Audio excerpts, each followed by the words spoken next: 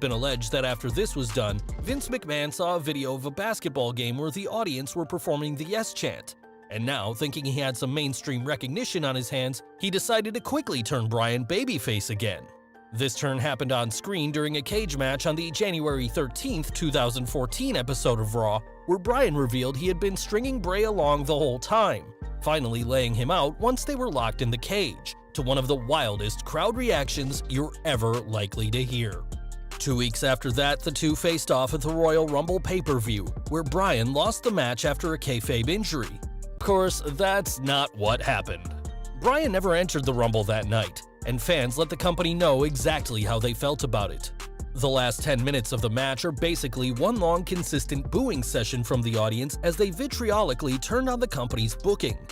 The eventual winner, the returning Batista, was supposed to be the main babyface going into that year's WrestleMania, but the backlash was so strong against anyone but Bryan winning that night that he would be forced to turn heel.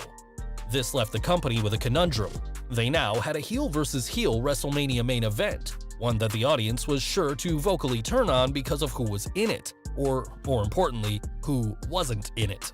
The solution was simple, of course, but WWE had their head buried in the sand so much up until now that few had confidence they would change their mind at this late stage of the game.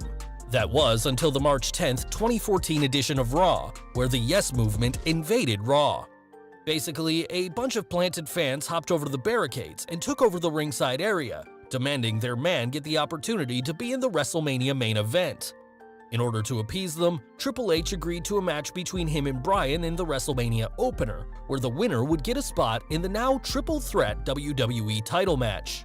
Finally, the company had surrendered, but while it was almost a certainty that he would get to be in the main event now, there were still some doubts as to whether or not the notoriously stubborn McMahon would go as far as to have Bryan actually win the belt.